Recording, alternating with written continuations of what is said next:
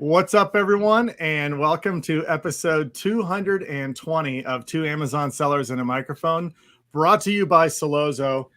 Today, we're going to go a little off the Amazon topic. We love this. We love Chris and I both, we do side hustles of all kinds. We've been flipping and reselling stuff forever. We love the hustle and the opportunity behind it. So we're going to talk about non-traditional fulfillment options for resellers. I think specifically like in used conditions and different types. Not everyone's selling brand new stuff, but if you sell on eBay, there's a lot of work involved in fulfilling your orders, doing listings, everything else that you got to do to sell. So we're excited to talk all about this with Dave and Laurie Bilyeu, founders of eBLISS. Is this right? Correct. Yeah. Okay. Awesome. Well, welcome to the show, guys. How are you doing? Thank you so much. We're so happy to be here. Thanks for reaching out. Excited. Been watching a lot of your podcasts and your stuff on YouTube, and I'm learning a lot about Amazon. So it goes both ways. Right on. Well, so we do every day too. I mean, that's what we love doing this podcast is we talk to people that are experts in different areas, and we learn a ton. And Chris and I, we've like every time we do a podcast, our to-do list, we've like, oh, we got to test this and try to do this. We get a to-do list that's a mile long. So today's going to add to it. I know Chris and I both do sell on eBay. We sell mostly our private label products that we're selling on Amazon. It's just another marketplace, another channel for us. Of course, we sell just like we would like a garage sale, stuff around the house on eBay as well. But we always test different things in that area. But I'm really excited to learn your guys' journey, how you got into this, what made you decide to even go from just selling stuff to now being a service provider for other people that are doing this. So I'll give you guys the floor. Maybe Laurie, you can go first for a little bit, then Dave can jump in. But just a little bit of your background. What are you doing? Or is this your full-time job? Do you have other jobs? How did you get into this space? So take it away, Laurie. Sure. Well, I mean, the story starts with Dave, really, because he's the one who got into reselling initially.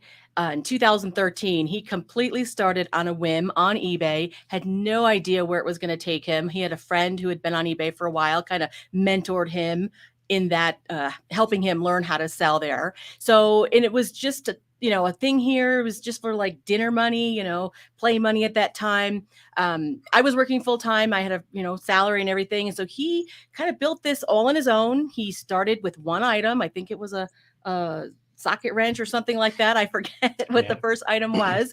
But like I said, he had no idea where it was going to go. He pretty much built up his eBay business all by himself very quickly. And in about a year, maybe a year and a half, probably up to about 1,000 listings, maybe 1,200. He was doing it all on his own from our house, like most people start in.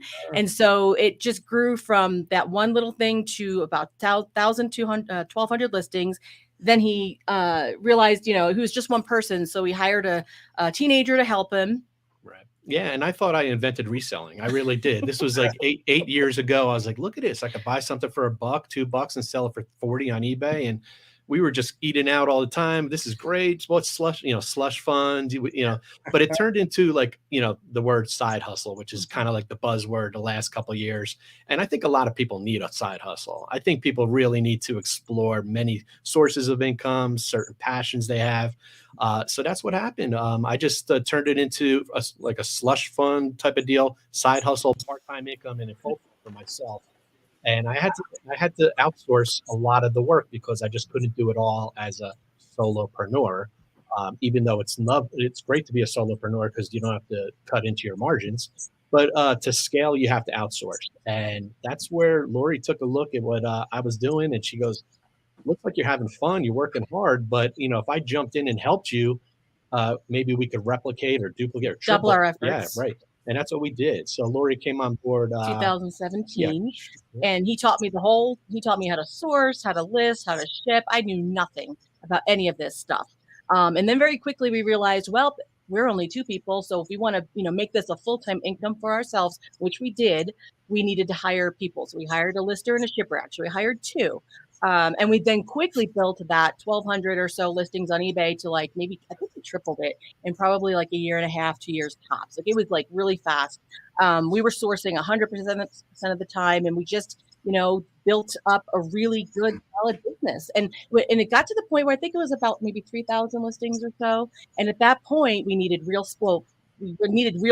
We were in sort of quasi real space at the time. So we got a warehouse, and that was wonderful, but more expensive and a commitment and everything.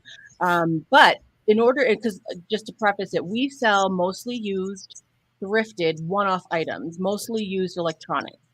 So, these things are gotten over different time periods. It could be the same thing gotten 3 weeks later, that sort of thing. So we needed to develop a really good system of be able to find our items so we can ship them on time and not make mistakes, because, eBay is not very forgiving when it comes to that. So essentially, that's what happened. We built it up to a point where it was our full-time business. We were running on all cylinders. It was good. I forget how many employees we had at that time. But we basically said to ourselves one day, is like, well, we did it the old-fashioned way. We scaled our business getting the employees and everything that entails with that, managing them. And we got a warehouse, and it cost a lot of money, and it was a big commitment. So we said, well, wait a minute, what if we did what we do for ourselves for other resellers who don't either want or can't make those kind of commitments, but still have the space and the time issues?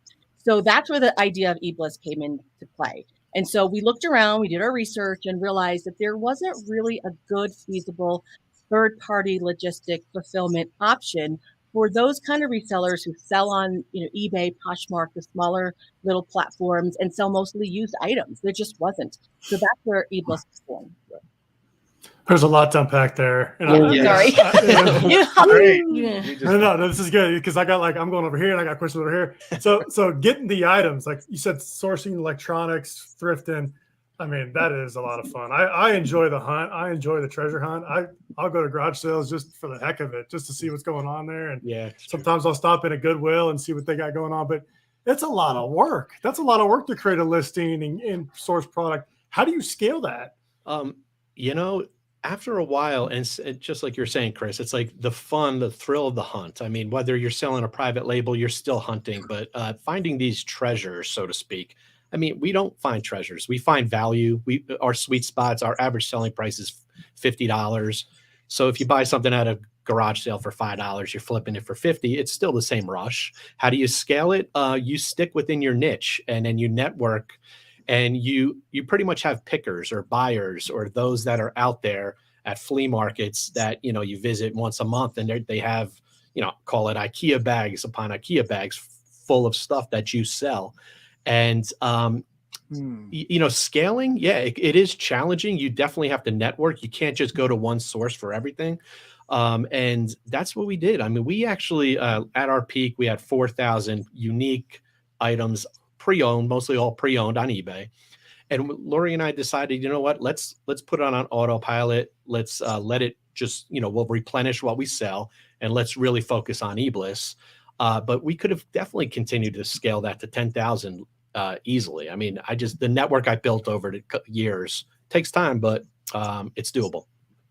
And were you always in the electronics niche, or did you pivot to that once you got like a really good eye for it? Yeah, exactly. I think when Laurie mentioned I sold like a socket, it was actually a Snap-on tool, which is decent, but brand. And then good brand. And then out here in Colorado, which we're based out of, there's a lot of outerwear. Don't hold me against it. We're not really Broncos diehard. I know you guys are Chiefs fans. We moved out to Colorado from New Jersey, actually, so I'm a Giants fan, 10 years ago. And there's a ton of thrifting opportunities out here. So I was in thrift stores and find like a North Face jacket, like little things to flip. And I realized clothing is really not my interest or a good niche. And there's more margin in pre-owned electronics. And the return rate, to share with you, is close to 10% on what we sell. We can't test every single item, but we do test somewhat. And we, just to give you a sense of our volume in our reselling business, back in 2020, we sold 10,000 items. So you can do the math, ASP of 50. I mean, we had a good, everything was clicking, and but we stayed within our niche. Yeah, I did the clothing route, and man, you're not lying. It's a rough one. You gotta take pictures, measure, and all that. But that was a good, like, learning the process, and that obviously helped fund the FBA business. Right. On the electronics, you said you can't test everything, but the listing creation part of it, what are you doing when you make a listing just for electronics? Is it just a couple photos and you're done with it, or like how's the listing creation look? Well, we have up until this point, we have always we had developed over time what we call processing. So there's a step in our process after Dave gets the items that we process it. And with the electronics, or like really with anything, you have to sort of evaluate it, clean it if necessary. In our case, test it if possible. And so what we did was we created this step where we would fill out a sheet that was pre-printed, and we would first of all, do everything sell similar with an item number on eBay. So that made it a lot easier. And then all the attributes that our lister needed to know, we would just check off or fill in. So then we put that little piece of paper in, we use a bag and sticker system. So we put that in a bag, put a SKU sticker on it, and then they would have everything they needed to know in order to finish that listing. And that's basically how we did it. And it works really well. It just takes a little bit of time to make sure that the processing part of it is done so that the lister can list. And then it sounds like you'll find an item wherever you find it, you list it, it does well, and then your goal is to continue to try to find that same item, right? Yeah. Or I mean, if you've got like 1,200 listings or 5,000 or whatever it is, with your network, do you put it out there like, okay, if you get any of this, we'll take it, we'll be your first buyer? Pretty much. And it goes the other way. Like if certain items, like for example, like Roku, those little Roku things, like 2-3 years ago, they were selling them for $40, $50. Now the price totally dropped to like 17, 18. So we no longer pick those up. And the thing with eBay especially is sometimes items get on a Vero list. I don't know if you know what that, where you cannot resell a certain brand. And Roku was a volatile one. So we were like, you know what, no more Rokus. Let's move away from that. Let's stick with like Apple TV, Pucks. And so, yeah, we kind of give and take. There's certain items that definitely drop in price and we steer away. So you kind of have to manage your pickers, your, scouts or whatever you want to call them. And they're happy because just what I'll share with you, like they would love to sell on eBay, but they don't have the time, the patience. And some of them did, yes, and they realized how quick, right. realized real fast that they didn't want to do that anymore. So I just said, listen, I'll profit share with you. Our net, what we make net, I'll give you for the, and it works out well. So, Is it only used items, or have you built it so like a bigger business now where you can try to get into like wholesale electronics? Honestly, we haven't at this point, but it's not out of the question. We chose really to stick with what we feel comfortable with. And that has a lot to do with us, branching and creating eBLISS. Like, we've been, like I mentioned before, we've been married for 26 years. So we complement each other pretty well, and we're clicking pretty, when it comes to running the business, everything's fine. We only have one disagreement once per quarter, which is allowed, right? So 4 times a year. Yeah, not bad for 26 years of marriage, right? We've been together 32, so just who's counting? Lord. So you know each other. That's what you're saying. Right. Yeah. So we each have different skill sets. Laurie's, loves the operations and organization. But yeah, like Chris, like you said, like as far as wholesale, yes, I'm sure. And I'm sure there's margin there. We just have yet to build that relationship with anybody, nor do I think we'll explore into it just yet because we're building out eBLISS, which is exciting and takes a lot of time and effort. Totally. Yeah. Yeah, you guys complement each other really well. Like you just feel the energy. Yeah, you're having fun, obviously. Yeah. You can't do this if you're not having fun every day. It would be torture. Like I said, I'm this close to my coworker. I mean, you can't do this in corporate America. It's true. So that's awesome. Yeah, that's for another topic. Yeah. Well, I mean, that is a good segue into the fulfillment aspect of it, because that, by all means, I mean, that's the challenge. I mean, the hunt is fun if you love that's why you get into it, because you love hunting products. But all of a sudden, if you've got 4,000 things around your house or in your warehouse, and you get these orders coming in, I mean, that can take you the majority of your day just Right. fulfilling them. Your house is packed. I mean, I would be embarrassed to even turn my camera around and show you this room. I've got products everywhere. I do a similar version of this on Amazon. I do online arbitrage. So I source stuff and comes in here, and then I prep it and send it in. But that's my biggest pain point. It's a very similar pain point. I've got the inventory, but now I'm in charge of prepping it, labeling it for Amazon, sending it in, and then or fulfilling individual orders. And I've looked for places for 3PLs or somebody that does it, and they won't touch it. They want like I have like 3PLs for like a private label brand where I'm just sending them 10,000 like pallet of product. right. It's on pallets. It's their model. Yes. But this is a much different model, and they're really, until I talked to you guys, I haven't seen this opportunity. Yeah, like I said, we did our research, and there was one viable option that we found, believe it or not, when we did our research, and it was UPS, but they had $1,000 minimum spend per month. So for the little guy, for the little small sellers, that I don't think that was very feasible. That's why I always say it wasn't feasible. But yeah, exactly. We find that most of our clients do have either the pain point of the space or the time. We found a lot of the resellers these days are doing this as a side hustle. They started during the shutdowns and stuff, and now they're back to work, and they don't have the same amount of time that they had before. So this works really well for them if they just want to be able to outsource that portion of it. They can continue sourcing, continue listing, and they can still have this business where they wouldn't have been able to do that before. But like I said, we model this after what we did and what we knew. When we first launched, it was just eBay. So you had to list on eBay in order to use us. Since then, we've been able to outsource. We've been able to expand that to Poshmark as well. So you can list on either eBay or Poshmark. And also now we're expanding that even further, that if you use Vendoo for to list with, you can also use us as well. We can use that to receive the items into our warehouse. So we're always, thinking of better ways to help our clients and get more clients here. Interesting. You're speaking of different like marketplaces and stuff. I know there's one. I might even mispronounce it. Macari, is that right? That's correct. Okay. Yeah. What is their role in the space now? Are they a player? Do they generate a lot of sales? Have you tested them out? Yeah, our clients do list. Laurie mentioned Vendoo. Vendoo is a cross posting software. So that allows resellers especially to list on Vendoo, and then they push them to Mercari, Poshmark, eBay. So they're on multiple platforms, and we fulfill for pretty much any platform. We even have clients that sell on Amazon that have their items with us. So it's FBM, they're doing the fulfill and merchant.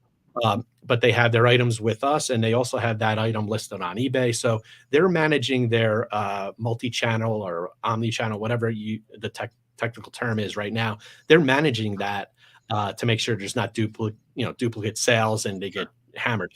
But Mercari, there's many. Mercari is like an eBay light, I would say, but I think it's a good platform to start with, in addition to Poshmark, because the listing process is very easy.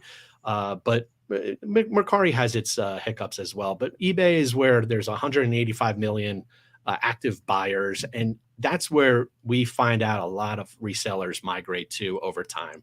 The majority of their sales do come from eBay, but we, as Laurie mentioned, we evolved over the last year and a half. We are accommodating their desires to fulfill their orders on Poshmark and all these other platforms. What about? I got one more question, Chris. What about Facebook Marketplace? If you can if you can provide the label, we can ship it for you. That's the way it works. So a lot of our clients will actually have sold things on Facebook Marketplace or even Instagram or wherever their own websites, wherever, as long as they can send us the SKU information that is vital that's incorporated into the listing initially and the label, then we can ship it. Not a problem. Okay. Cool. I'm still trying to wrap my head around it. I'm trying to figure out how this works again. So let's say I'm a reseller. Let's say I'm selling items. I go to thrift stores and garage sales and stuff. I'm buying items. Where do you come in? We come in after you've listed it already. Okay. And then we store it here and we ship it when it sells. Okay. So I would buy the items and just and ship them to your facility. Correct. Once And they've then been everything would be stored there. Yes. Okay. Mhm. Got Yeah, it. the process is we provide we work on a bag system. Now we can't take I can't furniture. Right. We have size and weight Right. restrictions.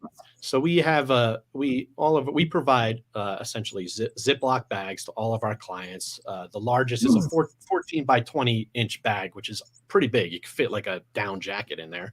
And as long as the weight is under 6 pounds, that's fine, and we could accommodate that. What we do is for our clients, we provide them with these bags and with the SKU stickers, and depending on the plan, with the Uline shipping boxes into us. So it's up to them. Like Chris, like you asked, where do I hand it off? We're not a consignment. We're not listing for you. We're not taking photos. But once you do your listing with the photos, you put them. Don't want to get too technical, but you put them on scheduled on listing. eBay. We use scheduled listings. On Poshmark, we use not for sale. So basically, while the item is in transit to us, it can't be bought. Once it's here, then we push it live, depending on the platform you're using, and then it can be sold. Then we can ship it. Right. Got it. Well, Okay. Understood. Yeah, and that does streamline it, because it would be really nice to go out and do the hunt, come back home, list everything, put it all in a box. I could have it out of my house that day or whenever, and boy, you could just rinse and repeat. Yep, exactly right. Some of our clients actually, and we don't put this on our website, but they're like, you guys are like the Amazon FBA for thrifters. You are. I was just thinking the same thing. Yeah. I was like, this is like FBA for eBay. Essentially, that's true. Now, everybody loves FBA out of sight. I was going to say out of sight, out of mind. It's not out of mind, but out of sight, not your problem, right? When it comes to fulfilling that order.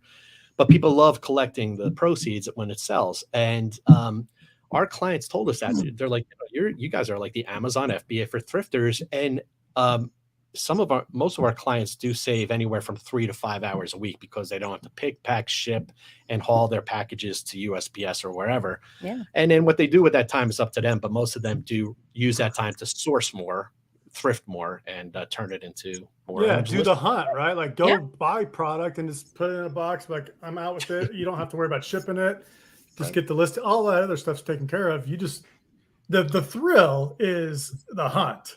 That's the fun part, right? And then you just do that, and you guys take care of the rest. Exactly. So it gives you more time to do what you find what is fun about reselling. We always say we help you rediscover the joy of reselling, because for most resellers, it is that hunt. So I'm thinking of a totally different angle from our perspective, Chris. As a lot of times we'll launch product and they fail on Amazon. I mean, whatever it is, we can't make them profitable. It's too competitive a niche, whatever. So we'll get that inventory back, and then we've got to figure out ways to liquidate it.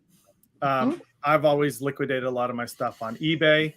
Typically, instead of selling individual units, a super discounted like 100 pack or something on eBay does really well. I can get rid of it. There's an opportunity to just it's like I can go FBA, and then I can go like FBA liquidation, to get rid of stuff. I think there's a big opportunity there. No, very true. There's many people, like you said, that their private label or something that they initially purchased to send into FBA doesn't really work anymore. And they, like you said, they could unload it on eBay at a discount price and recoup either their money, what they have into it. So there's definitely so many opportunities. And this is why we love speaking to other resellers, because Dustin, the wheels are turning in your head. I could see it. I could see it. I could see it in your eyes. And this is what excites us too, because we're resellers and we're all evolving together in this pretty amazing time where we could just sell online and utilize our skills. What's the behind the scenes look like in the warehouse? Like, if Dustin and I send the same item in, how do we separate that? Do we get our own spot? What's that look like? You absolutely, yes. Each of our clients gets dedicated bin space. We put everything in bins that are covered, plastic bins that are covered. They are marked accordingly. So every client gets an ID, and then each bin gets numbered. So we do not commingle our clients' inventory because that would probably be a disaster. So each client gets their own dedicated space depending on how big their inventory is. Some of our clients only have a few bins, some have hundreds. So that is how we will make sure that we don't mix up a shipment, from different clients. How do you know when I get an order? Do I have to tell you I got an order, or do you have a system that like every day you log in and says, Chris got these orders, Dustin got these orders? Yeah, believe it or not, we still, right now, we are using the platforms themselves directly to ship on. We have not gone to a third party, and I don't know if we ever will, because right now it's working fine. So we will check your eBay store, your eBay account every morning for any orders. Whatever is there waiting to be shipped, gets shipped that day. We don't, and everything is 1 day handling. So we often say that most of your items will go the same or next business day, because if somebody bought something at 3 o'clock in the morning, it's going out that next morning. So, so that we do that for eBay and Poshmark.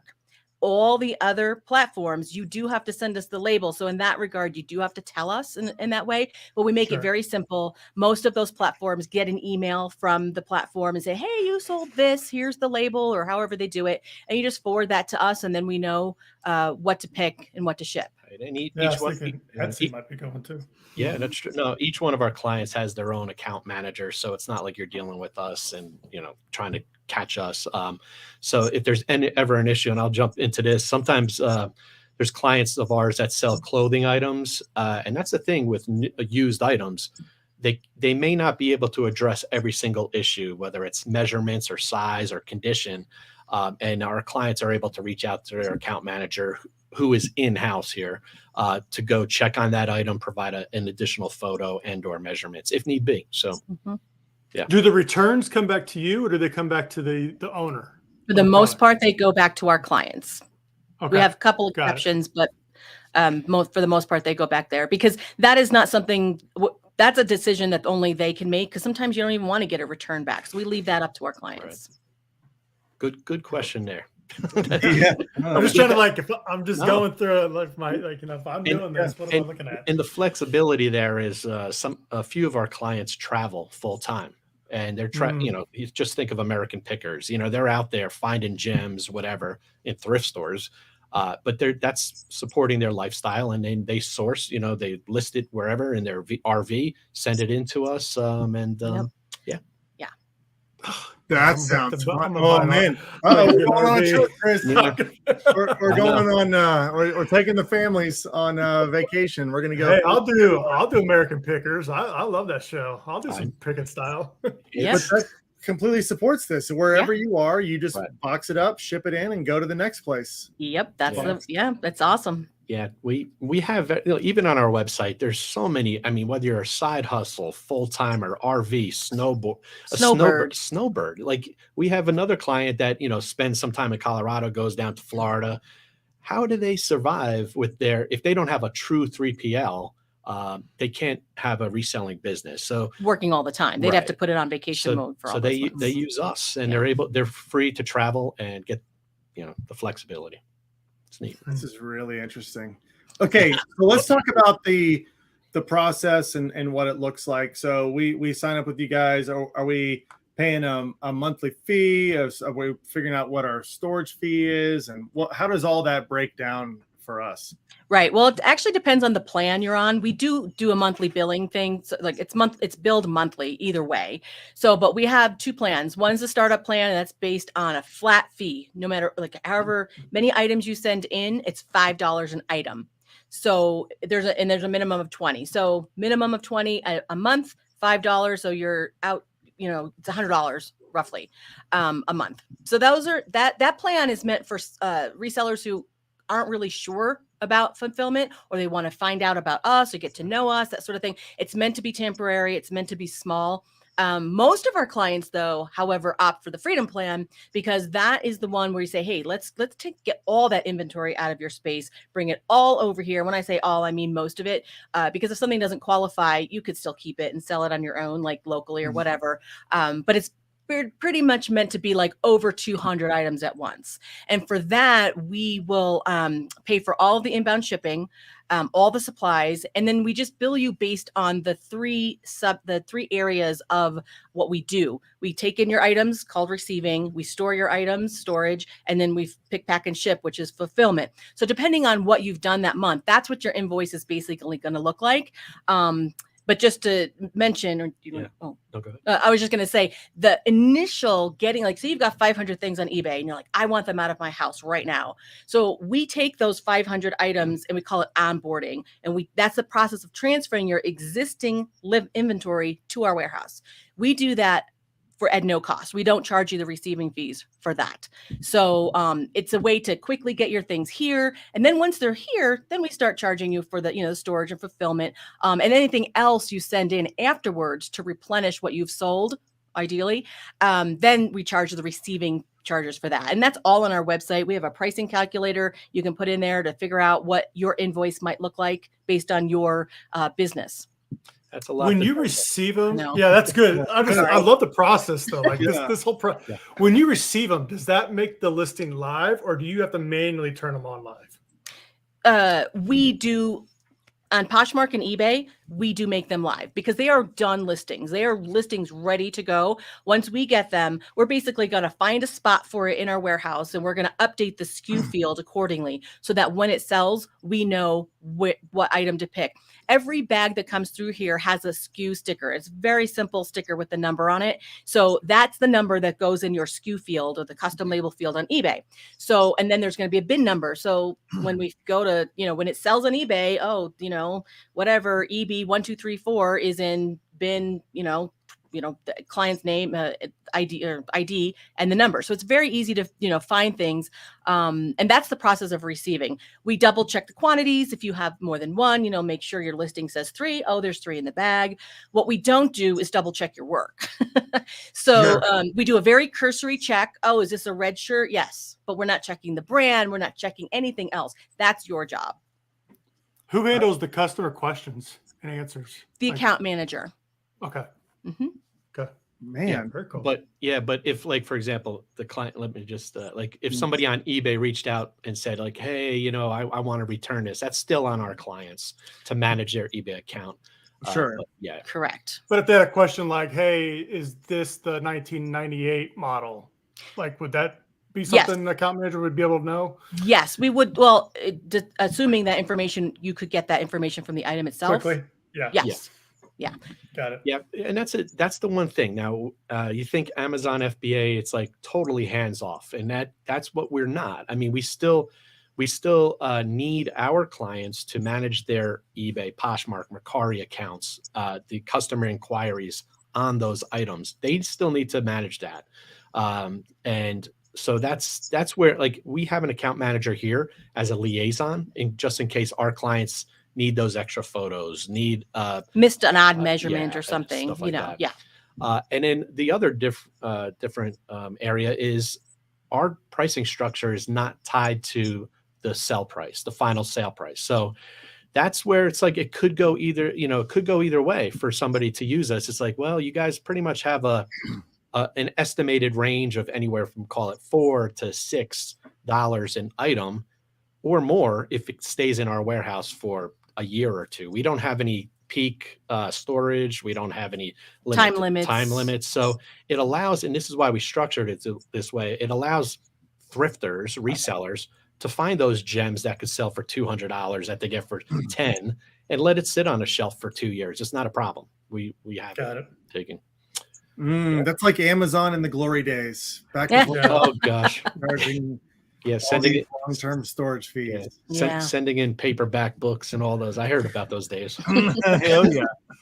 So if I sign up for the Freedom Plan, you send me the supplies. You send me all the boxes and the bags and labels. That's just a part of the plan. That is correct. And then I send to you and we're rolling. I'm just paying pick and pack and storage and receiving fees. Pretty much. Yep. Streamlined. Pretty much straightforward. The most difficult thing is you guys are obviously business-minded sellers. A lot of thrifters out there, like I mentioned earlier, they have a tough time giving up a little bit of margin. And it's very hard, as we found, to value your freedom and your time that's the component that they're reclaiming. So that's the hardest part, for our clients to say, hey, I might have to give up 15% of my profit to you to gain that freedom and time. Yeah, they'll get it eventually when they keep picking and packing. You're like, oh, this is terrible. Yeah, and you can't scale. It's impossible. You can't scale. That's exactly how many right. things can you pick and pack yourself in one day? That's the maximum your business is going to be. Without a doubt. So would you rather take 15% hit on your profit per unit and sell 50 times more? I think it's a pretty simple. You get it.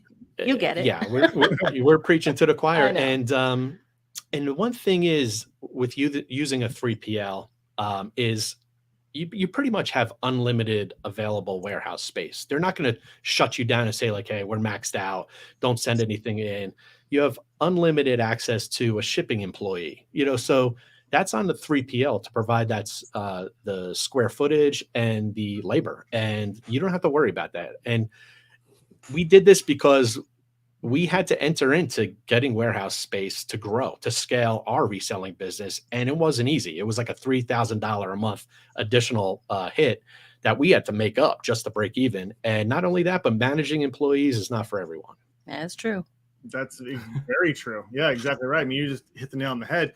Anybody who's taking into consideration the tiny fee they're paying you per each unit, just think about going and purchasing a warehouse. Right. Oh, things you need to sell to make that profitable. Right. So yeah, I think this it's your wheels are turning. I see your eyes. I see it in your eyes.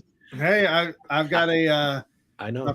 I've got two boys that are very entrepreneurial, and they're always asking me how can I make money? And I'm like, well, I got lots of ways, but we got to get you a little older first, but I send them out all over the place.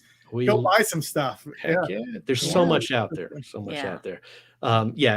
It's something else. I was going to mention that, you only pay for when you use a 3PL, you're only paying for what you're using. You're not, as you mentioned, you're not overpaying for square footage in a warehouse that's underutilized, and you're losing money on essentially. And also when you use a 3PL, and our with using eBLISS, it's deductible. I mean, what we charge, monthly, it's like that comes off the top. It's an expense outright. As opposed to your free labor, picking, packing, and shipping, you can't really deduct that. And most of our clients can thrift or find like $150 to $200 in resale value an hour. So they're like, hey, you're making me $1,000 a week. I mean, this is a no-brainer. So. I know a lot of people who are listening right now are watching, or their wheels are turning, and they're very interested. So how do they start the process? How do they contact you? Yep. What's that? Who's your ideal client? All that kind of stuff. Yeah. Right. Well, we have a website that hopefully has a lot of information. If you go there, there's hopefully a lot of good information there. And if it's something that you think might work for you, we just ask that you fill out the get started form so that we can schedule a time, either a phone call or a Zoom call, to just talk to you about your business, because we realize that this is not for every reseller out there. It's not going to be a good fit for everybody, but if it is, we'd like to be able to make that determination together. And so that's really the first step, is just to have a conversation. We talk about your goals, your pain points, what your reselling history, everything about, kind of same thing we're doing here. And to figure out if this is a good fit, because we realize that for some people it is a godsend. And for some people, it just doesn't make sense based on their situation. So we don't want to enter into, because, it is a commitment either way, from us to them. And so we want to make sure that it's going to work. Well, I think there's going to be a lot of people filling out that form, and I encourage them to. If this is what you're doing, if you're a reseller and this is the pain point for you, this is the perfect solution. So go check them out at eBLISSreseller.com, and we'll put all the links to everything in the show notes and everything like that. So we're going to say something, Dave. I'll share one last thing. We highly encourage people just to reach out to us, just to chat, DM us on Instagram. It's eBLISS Reseller. Yeah, he'll get back to you right away. I'm addicted to it. So anyway, but over the course of the last year and a half, it's our potential clients and other resellers that have reached out, and we've brainstormed together to enhance our offering. As Laurie mentioned earlier, we were strictly just for eBay sellers. Now we're Poshmark, all platforms. We actually just finished up beta testing a client in Canada who does the cross-border shipping, uses ebay.com. It's just so much out there. And I know that there's definitely an opportunity out there for Amazon FBM sellers in addition to FBA sellers. And we would love to chat, see how we could fit eBLISS into your business model. As you mentioned, Dustin, it's like, hey, stuff that may not be suitable for Amazon anymore, put it on eBay, but still be able to use a 3PL like eBLISS. So reach out. I love it. Yep. Yeah. Wheels are turning. Wheels are turning here. I love it. Always. Well, thank you guys for joining us. We'll get you back on again. I'd love to hear how this keeps going. I know there's a lot we can continue to talk about. So we will definitely bring you back on. But everyone reach out, eBLISSreseller.com. This has been a lot of fun. So thank you guys very, very much for joining us. And thanks everyone for tuning in. If you like content like this, if you want to learn all the new tips and tactics that are happening in the e-commerce space and learn about the opportunity here with reselling, I mean, this is great. Make sure you're subscribing to our podcast. You can also see our content live streamed on Sellozo's social media channels. So make sure you subscribe to those as well. Turn on notifications so you get notified when we go live with really cool people like Dave and Laurie. So yeah, make sure you're doing that. Additionally, if you're selling on Amazon right now and advertising is your pain point on Amazon, Sellozo can help you out. We can help fully automate and optimize your Amazon advertising. So go to Sellozo.com. You can schedule a demo. You'll talk to either Chris or myself, and we'd love to look into your advertising campaigns and show you how Sellozo can help completely automate that process for you. Sellozo.com. Go check it out. All right, everybody. That's it for today. Thanks so much for tuning in. Thanks, David.